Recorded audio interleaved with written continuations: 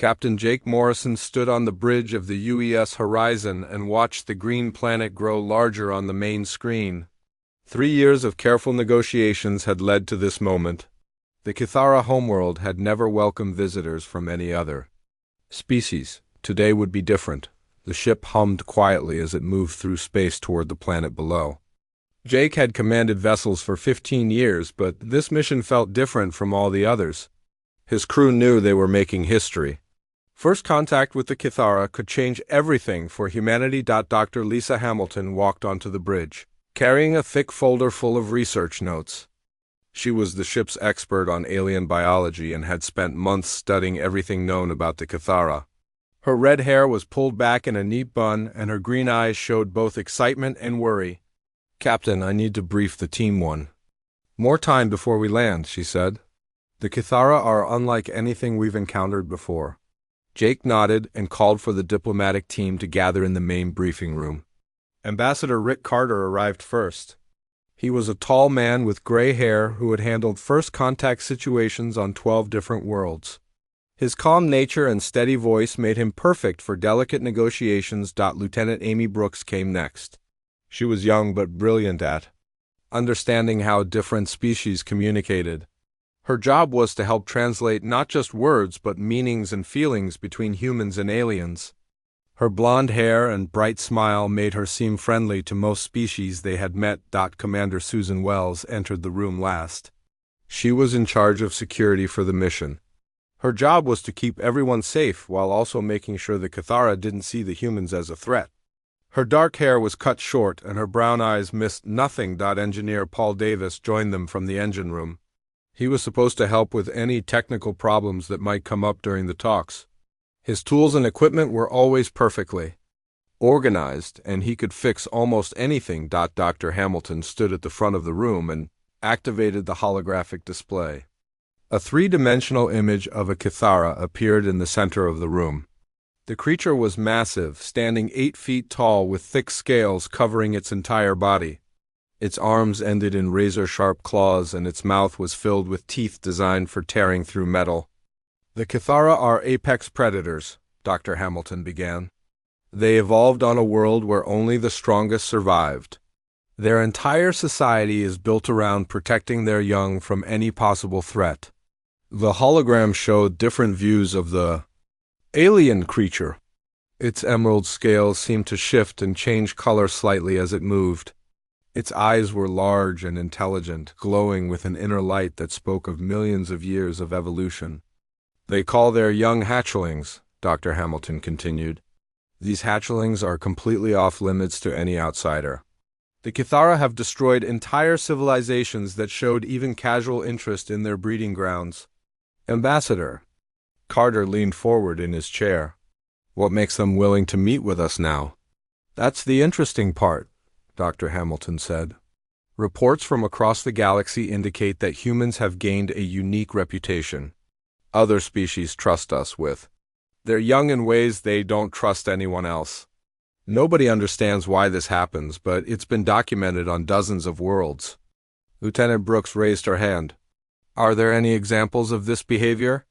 "The Centauri bird people let human children play with their nestlings," Dr. Hamilton replied. "The crystalline entities of Proxima actually seek out human caretakers for their spawn. Even the warrior clans of Beta Centauri allow human medics to treat their injured cubs." Commander Wells frowned. "That doesn't make sense from a survival perspective. Why would predatory species trust strangers with their most vulnerable members?" "We don't know," Dr. Hamilton admitted. "But the pattern is clear. Something about humans triggers protective responses instead of aggressive ones when we encounter young aliens." The briefing continued for another hour. Dr. Hamilton explained Kithara customs, their language basics, and their social structure. She stressed repeatedly that the mission's success depended on following their protocols exactly. "Remember," she said as the meeting ended, "no sudden movements around them. No direct eye contact unless they initiate it first. And absolutely no questions about their young or their breeding practices." The team dispersed to make final preparations. Jake returned to the bridge to oversee the approach to the planet. The Kithara had provided landing coordinates for a spaceport near their capital city. The city itself was supposed to be a fortress-like structure built to protect their most important facilities. As the shuttle bay prepared for departure, Jake felt the familiar mixture of excitement and nervousness that came with first contact missions. The Kithara were known throughout the galaxy as brilliant strategists and fierce warriors. Gaining their friendship could provide humanity with powerful allies. Making them enemies could be catastrophic. The shuttle launched smoothly from the Horizon's bay. Jake watched from the bridge as the small craft carried his diplomatic team toward the planet's surface. The Kithara had insisted that only 5 humans could attend the first meeting. Any more would be seen as a potential invasion force. Dr. Hamilton had equipped each team member with translation devices and emergency beacons. The devices would help them communicate with the Kithara and call for help if something went wrong. Jake hoped they wouldn't need the emergency features. As the shuttle descended through the planet's atmosphere, the team got their first real look at the Kithara homeworld. The surface was covered with dense forests and large cities that looked like they had been carved from solid rock. Rivers of bright blue water flowed between the settlements, and the air was filled with flying creatures that looked like small dragons. The capital city was even more impressive than the intelligence reports had suggested. Massive towers rose from the ground like natural rock formations, but they were clearly artificial structures.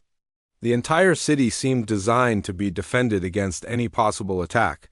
What surprised the team most was what they could see in the open areas between buildings.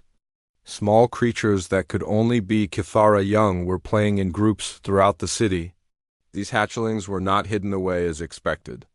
They were visible and active in areas where the visiting humans could easily see them. Ambassador Carter noticed this first. Dr. Hamilton, I thought you said the Kithara kept their young completely hidden from outsiders. They do, she replied, sounding confused. This is completely unprecedented. Either our intelligence was wrong or something has changed in their society. The shuttle touched down at the designated landing pad. Through the windows, they could see a delegation of adult Kithara waiting for them. The aliens were even more impressive in person than in the holographic displays. Their scales gleamed in the sunlight, and their powerful build spoke of incredible strength. But what caught everyone's attention was the small golden-scaled hatchling that sat calmly near the adult delegation. It was watching the human shuttle with obvious curiosity, showing no fear at all. The shuttle doors opened with a soft hiss, and the diplomatic team stepped onto the landing pad. The air was warm and carried the scent of something like pine mixed with flowers. Ambassador Carter led the group forward while Commander Wells stayed. Alert for any signs of danger, the Kithara delegation waiting for them was both impressive and intimidating. At the center stood a massive creature who could only be their leader. His scales were deep emerald green and seemed to shift color slightly as he moved. His eyes glowed with an intelligence that spoke of centuries of experience. I am Overlord Sterix, the creature said in a voice that rumbled like distant thunder. The translation device worked perfectly, converting his words into clear English. Welcome to our world, humans of Earth. Ambassador Carter stepped forward and bowed slightly in the formal greeting they had practiced. I am Ambassador Rick Carter. We are honored to be here and grateful for your invitation. The formalities continued for several minutes. Both sides were careful to follow proper diplomatic protocol. The Kithara had prepared a ceremonial welcome that involved the exchange of symbolic gifts and formal declarations of peaceful intent. Dr. Hamilton noticed that the other Kithara in the delegation kept glancing at the humans with expressions she couldn't quite read. There was curiosity there, but also something else. It almost looked like they were studying the humans for some specific purpose. Lieutenant Brooks was focused on the communication aspects of the meeting. She watched how the Kithara moved and gestured, trying to understand their body language. Their tail movements seemed to indicate emotional states, and their claw positions showed levels of alertness. The golden-scaled hatchling that had been sitting near the adults during their arrival was still there. It was about 3 feet tall, with bright, intelligent eyes that seemed to take in everything around it. Unlike the adults, it showed no signs of wariness or caution toward the humans. Engineer Davis had been tasked with observing their technology and infrastructure. The landing pad was made of some kind of synthetic material that seemed to absorb and redirect energy. The buildings around them incorporated both organic curves and geometric precision in ways that human architects had never achieved. Overlord Syrinx led the group toward the main city. As they walked, he explained some of the basic facts about Kithara society. Their civilization was over 50,000 years old. They had achieved spaceflight long before humans had discovered agriculture. Their technology was based on biological engineering rather than mechanical construction. Your species is young, Starix said as they walked, but you have gained an interesting reputation among the civilized worlds. We are curious to understand why this is so. The path to the city center took them through several open areas where more hatchlings were playing. These young Kithara were engaged in games that looked like complex versions of tag and hide-and-seek. They moved with surprising grace for creatures. With claws and tails, Commander Wells noticed that the adult Kithara stationed around these play areas were clearly guards. They were positioned to watch for any threats to the young ones. Their alertness was constant, and their weapons were always within easy reach. What surprised the entire human team was how the hatchlings reacted to seeing them, instead of running away or hiding. The young Kithara seemed curious about the visitors. Several of them stopped their games to watch the humans pass by. The formal reception was held in a great hall carved from what appeared to be a single piece of stone. The walls were covered with intricate patterns that seemed to tell the story of Kithara history.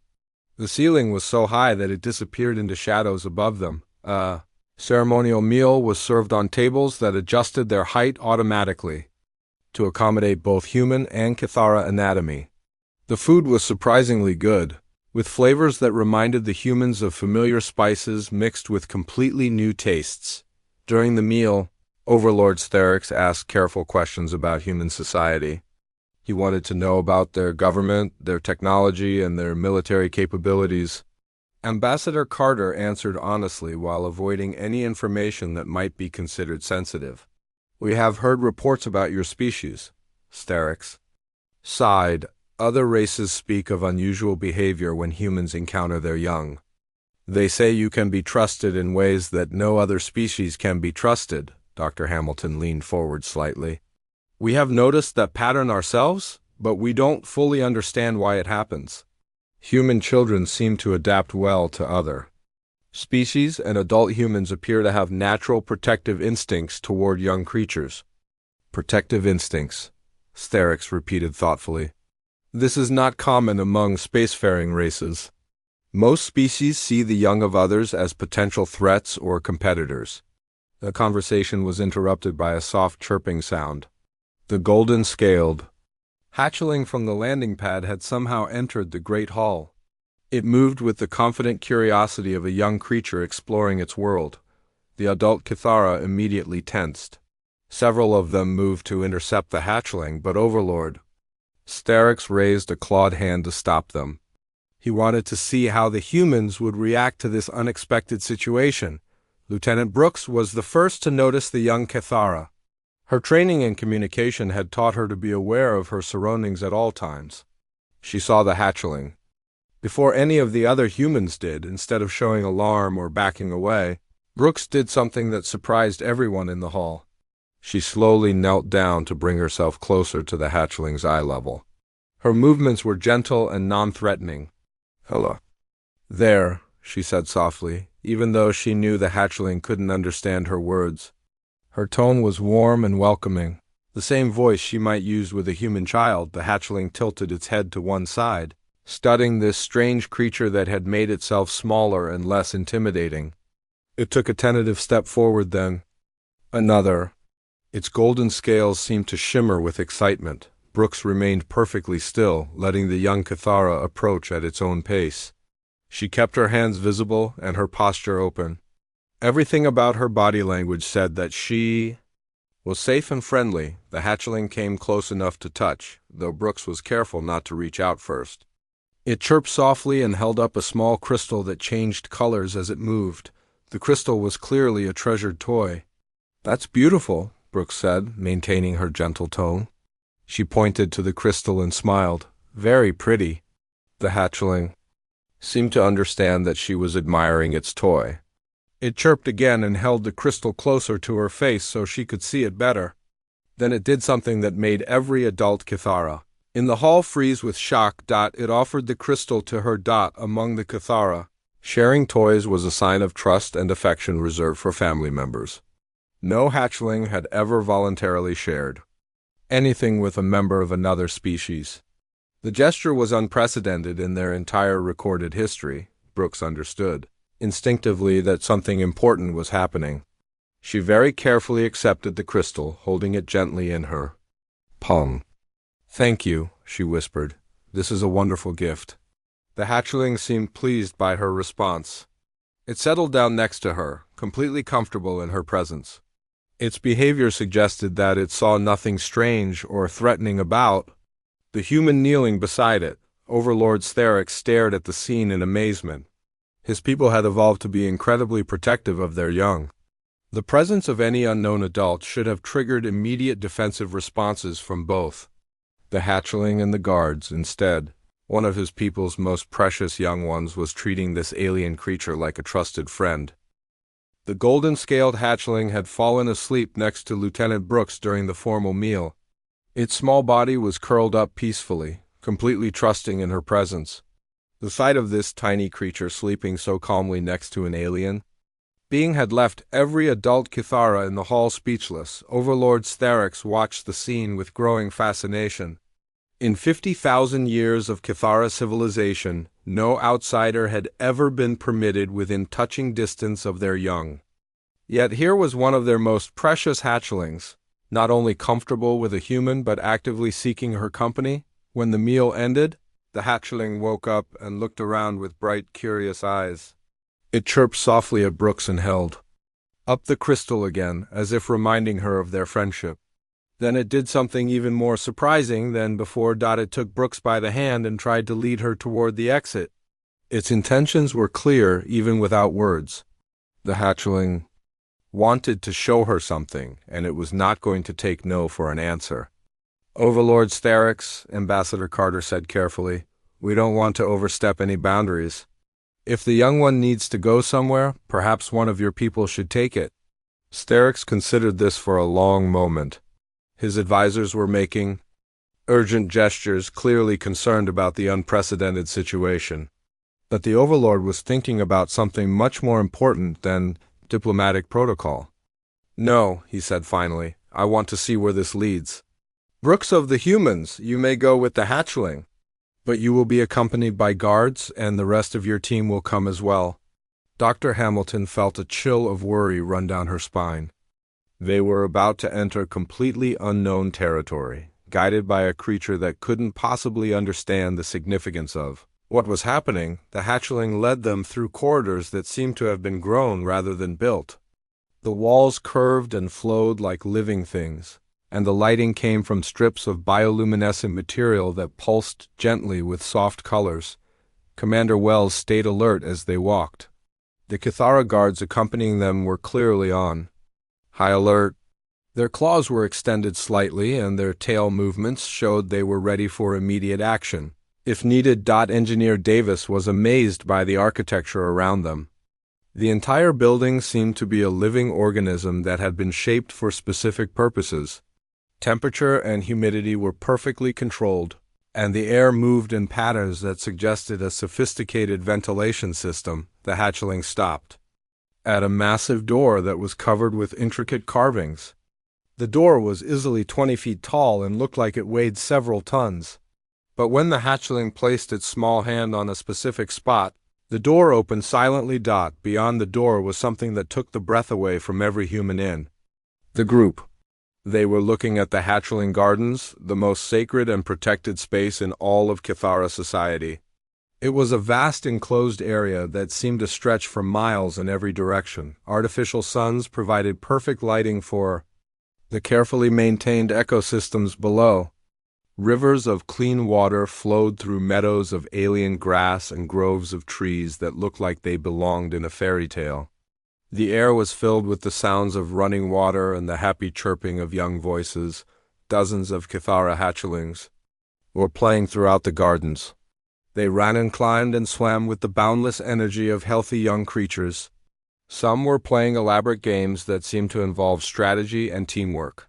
Others were simply exploring their beautiful world with natural curiosity. The adult Cathara present were the elite of their society. These were the most trusted and capable warriors, chosen specifically for their protective instincts and their ability to keep the young ones safe. They watched the hatchlings with constant vigilance, ready to respond to any threat. No outsider has ever seen this place, Overlord Sterix said quietly. You are witnessing something that we have protected for 50,000 years.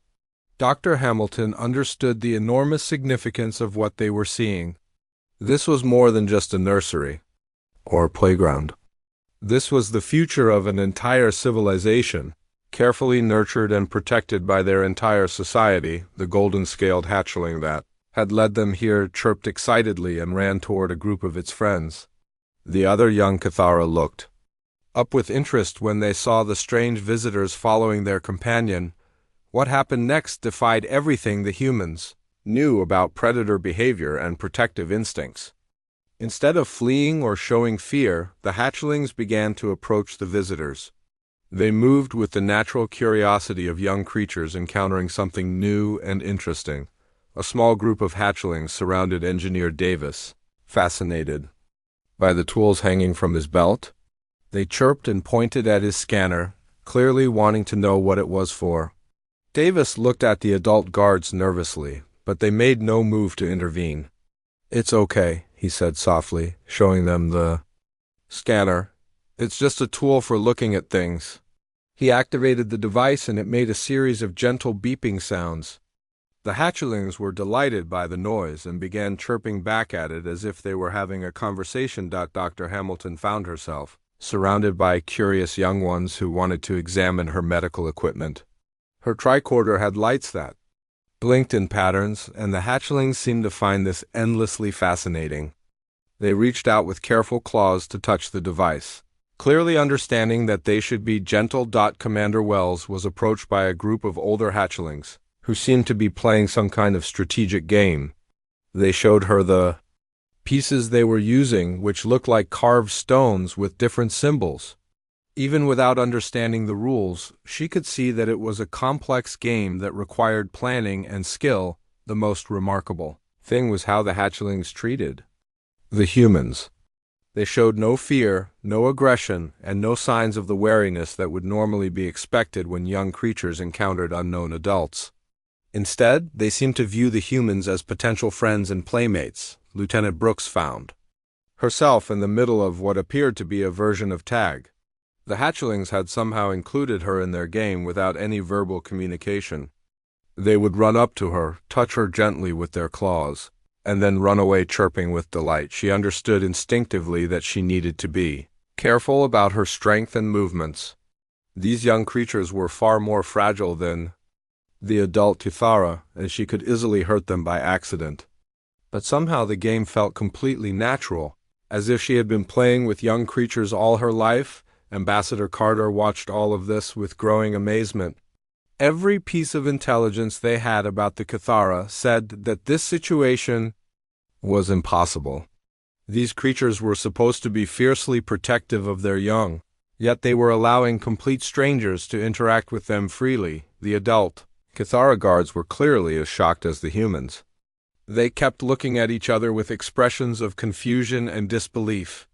Their young ones were behaving in ways that had never been recorded in their entire history. Overlord Sterix observed everything with the careful attention of a scientist conducting an experiment. He was trying to understand something that challenged everything he thought he knew about his own species and about the nature of interspecies relationships. This is unprecedented, he said to Ambassador Carter. Our young have never shown such behavior toward outsiders. They should be hiding or calling for protection. Instead, they treat your people as if they were trusted family members. The afternoon passed quickly as the humans continued to interact with the hatchlings. Each interaction seemed to deepen the mystery of what was happening.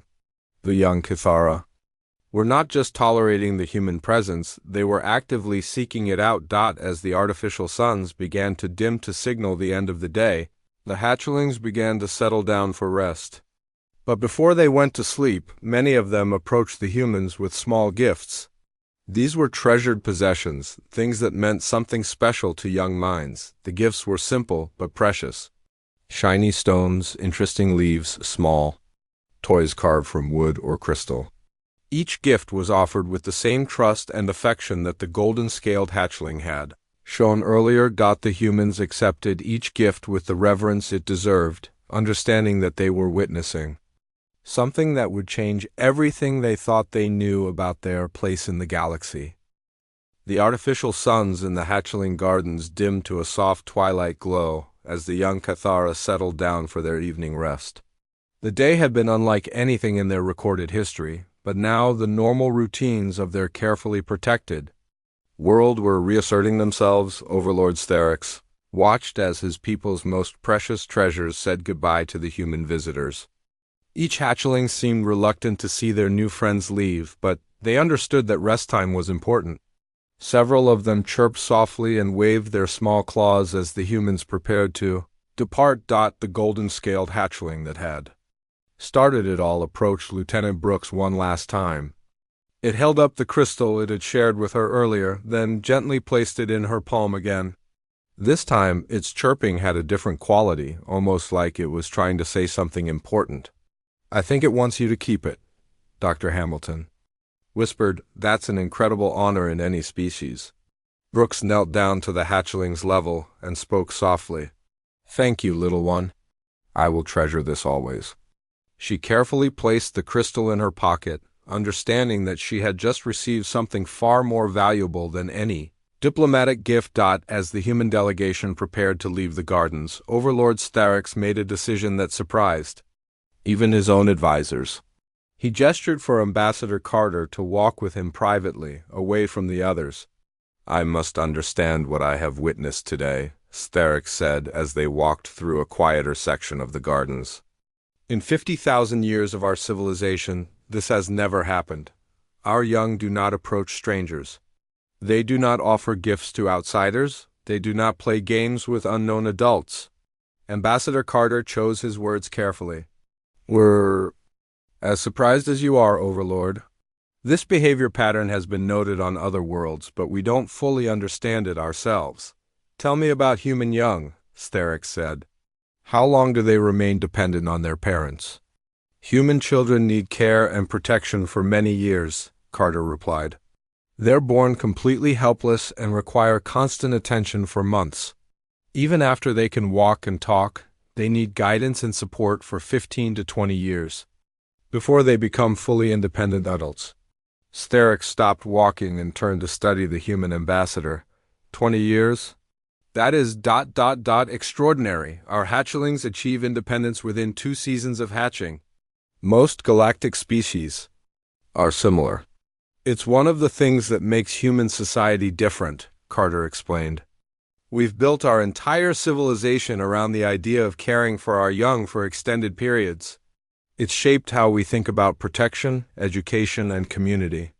"And adult humans," as Sterix continued, "how do they respond to the young of other species?" Carter thought about this question for a moment. "We seem to have strong protective instincts toward young creatures in general. Humans often keep pets, rescue injured animals, and care for orphaned creatures they find. It's not really a conscious choice, it's just something we do naturally."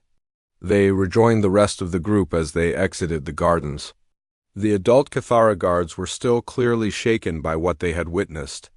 These elite warriors had trained their entire lives to protect their young from any possible threat, but today they had watched their charges actively seek out the company of aliens. Dr. Hamilton had been thinking about the day's events from a scientific perspective. As they walked back through the grown corridors of the Cathara city, she began to piece together a theory about what they had witnessed. Overlord Sterix, she said, may I ask you about Kithara evolutionary history? Specifically how your species developed their protective instincts? Our ancestors were solitary hunters, Sterix replied. The young were vulnerable only for a short time, and then they became capable of defending themselves. Those who could not protect their offspring quickly were eliminated by natural selection. That's very different from human evolution, Dr. Hamilton said. Our ancestors lived in family groups for millions of years. The adults who were best at caring for young over long periods were the ones who survived and reproduced. Commander. Wells was beginning to understand where this conversation was leading. Are you saying that humans evolved specifically to be good at taking care of young creatures? More than that, Dr. Hamilton replied. I think we evolved brain chemistry that makes us respond to young creatures in ways that other species don't. When humans see something small and vulnerable, our brains release chemicals that make us want to protect and nurture it. Engineer Davis had been listening to the conversation while observing the Kithara technology around them. But why would that affect alien young? Human brain chemistry evolved for human children. The protective response seems to be triggered by certain universal characteristics of young creatures, Dr. Hamilton explained. Large eyes, small size, playful behavior, and vulnerability. These traits exist across many species, not just humans. They reached a comfortable meeting room where Overlord Sterix had arranged for them to continue their discussion. The room was designed to accommodate both human and Kithara anatomy, with adjustable seating and optimal lighting for both species. Let me understand this correctly, Sterix said as they settled in. You believe that human evolution created adults who are naturally protective of any young creature, regardless of species? That's exactly what I think, Dr. Hamilton replied. Most species evolved to protect their own young and see others as potential threats. Humans evolved to see young creatures in general as something that needs protection. Lieutenant Brooks pulled out the crystal the hatchling had given her and held it up to the light. That would explain why the young ones weren't afraid of us. They could sense that we weren't a threat. More than that, Dr. Hamilton continued, I think they could sense that we were actually protective of them. Young creatures have evolved to recognize adults who will care for them versus those who might harm them. Overlord Sterix was quiet for a long time, processing this information. Finally, he spoke. This would mean that humans are unique in the galaxy. You are the only species that triggers protective responses instead of defensive ones. It would also explain the reports from other worlds, Ambassador Carter added. Other species trust humans with their young because their young instinctively trust humans. The implications of this are staggering, Sterix said. If what you suggest is true, then humans represent something that has never existed before in galactic history. Dr. Hamilton nodded. We're not just another predator species expanding into space. We're something completely different. We're protectors. The conversation continued late into the evening as the full implications of this discovery became clear. The Kithara had evolved to be perfect warriors, capable of defending their young against any threat. But they had never encountered a species that didn't represent a threat to their young. Your people don't see our hatchlings as competitors or prey, Sterix said. You see them as something precious that needs to be protected. That's right, Carter replied. And we're not even consciously aware of it most of the time. It's just how we're built. This changes everything, Sterix said. If humans can be trusted completely with what matters most to any species, then you are not just potential allies. You are something far more valuable. Engineer Davis looked up from the technical notes he had been taking. What do you mean by more valuable? In a galaxy full of predators and competitors, Sterix explained, you are the only species that every parent can trust completely. You are the ultimate guardians. The weight of this revelation settled over the room. The humans had come here hoping to establish diplomatic relations with a powerful species. Instead, they had discovered something fundamental about their own nature and their place in the galaxy. They were not just another emerging spacefaring civilization. They were something unique and precious, a species that had evolved to be trusted with the most important thing in any civilization's existence, the future itself. The morning sun cast long shadows across the Cathara capital as the human delegation prepared for their final formal meeting with Overlord Starix. The events of the previous day had transformed what was supposed to be a simple diplomatic contact into something that would reshape the entire galaxy. Ambassador Carter stood in his quarters aboard the shuttle, reviewing the notes from their groundbreaking conversations. The revelation about human evolutionary psychology had opened possibilities that no one had imagined when they first arrived. Today would determine how those possibilities became reality. Dr. Hamilton was in the shuttle's small laboratory, analyzing biological samples that the Cathara had provided. The data supported her theory about human brain chemistry and protective instincts. The evidence was clear that humans had evolved something unique among spacefaring species. Lieutenant Brooks sat quietly in the main cabin, gently holding the crystal that the golden-scaled hatchling had given her. The simple gift had become a symbol of something much larger than friendship between two individuals. It represented trust between entire civilizations. Engineer Davis was checking his equipment one final time before the ceremony. The Cathara had requested detailed scans of human technology, not for military purposes but to understand how a protective species would develop tools and machines. They were curious about technology created by minds focused on nurturing rather than conquering. Commander Wells reviewed the security arrangements for the day. The Cathara had insisted that no weapons would be needed, but her training required her to be prepared for any situation. What made this different was that the Cathara weren't worried about the humans threatening them. They were worried about protecting something precious that the humans represented. The formal ceremony was held in the Great Hall where they had first met, but the atmosphere was completely different. The Cathara had invited representatives from across their civilization to witness what they were calling the most important moment in their history. Overlord Starix stood at the center of the hall, his emerald scales gleaming in the ceremonial lighting. Around him were arranged dozens of adult Cathara, each representing a different aspect of their society. Warriors, scientists, teachers, and leaders had all come to be part of this historic moment, but what caught the attention of every human in the delegation was the presence of the hatchlings. Young Cathara of various ages were seated in a special section of the hall, watching the proceedings with bright, curious eyes. In 50,000 years of Cathara civilization, their young had never been present at a diplomatic ceremony. The golden-scaled hatchling that had started everything was sitting in the front row, still clutching the crystal that matched the one it had given to Brooks. When it saw the human delegation enter, it chirped happily and waved its small clawed hand. "Humans of Earth," Overlord Starix began, his voice carrying easily through the vast hall. "Yesterday we discovered something that changes everything. We thought we knew about our place in the galaxy." Ambassador Carter stepped forward to respond.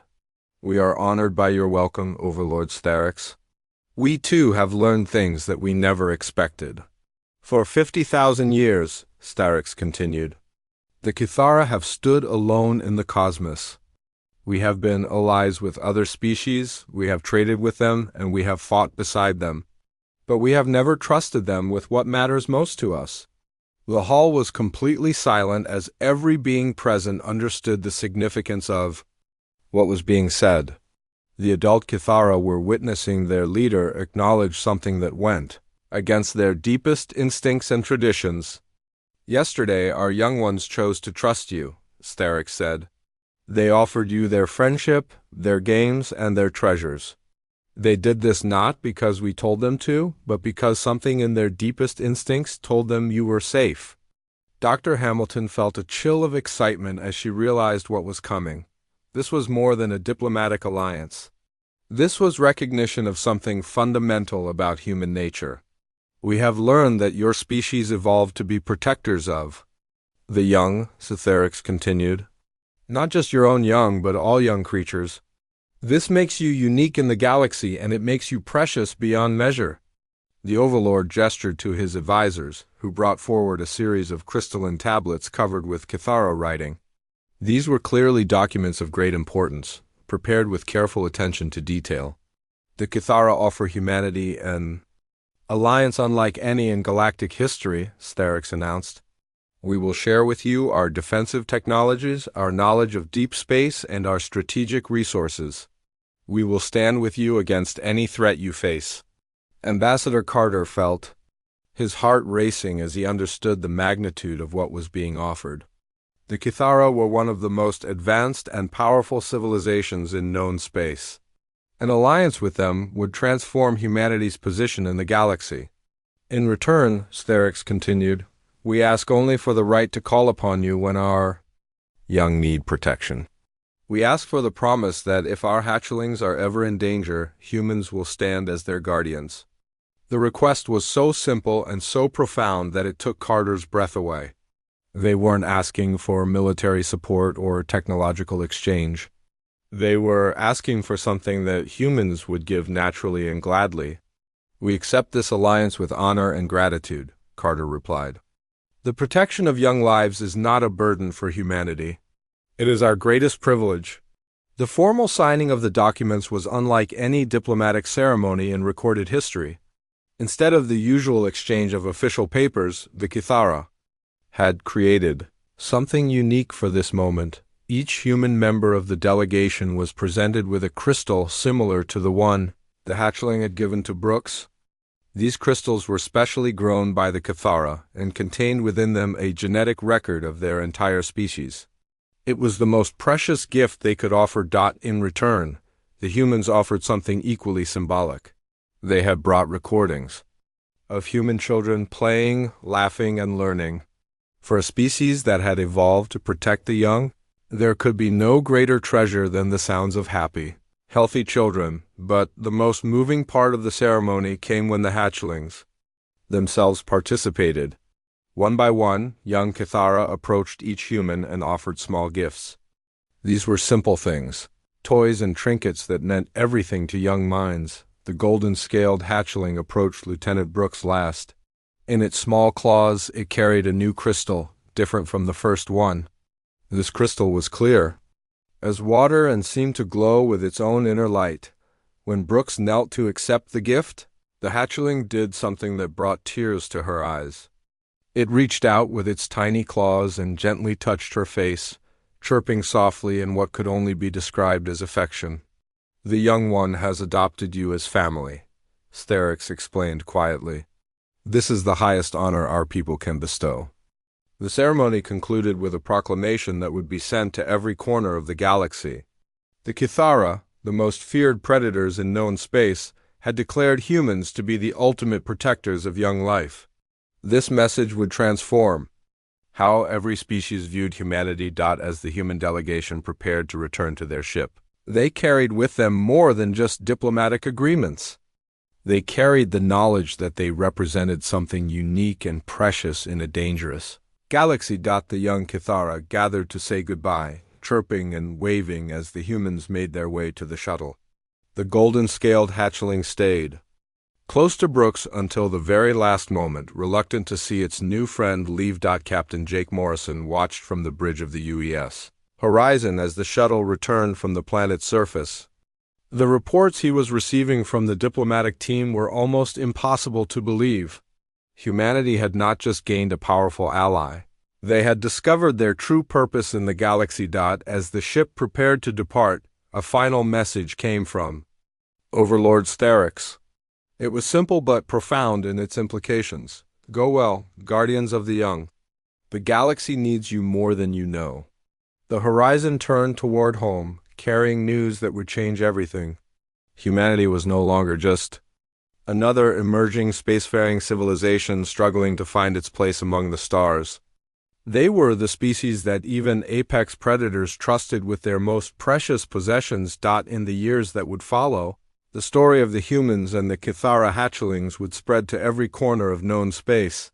Other species would seek out humanity not for their technology or their military might, but for something far more valuable. They would seek them out because in a galaxy full of predators and dangers, Humans represented hope. They represented the promise that no matter how dark the cosmos became, there would always be someone willing to protect the innocent and guard the future. The golden-scaled hatchling kept the crystal that matched the one it had given to Brooks, treasuring it as a reminder of the day its people discovered that they were no longer alone in their duty to protect the young. From that day forward, the galaxy would know that the greatest guardians of all were the humans of Earth.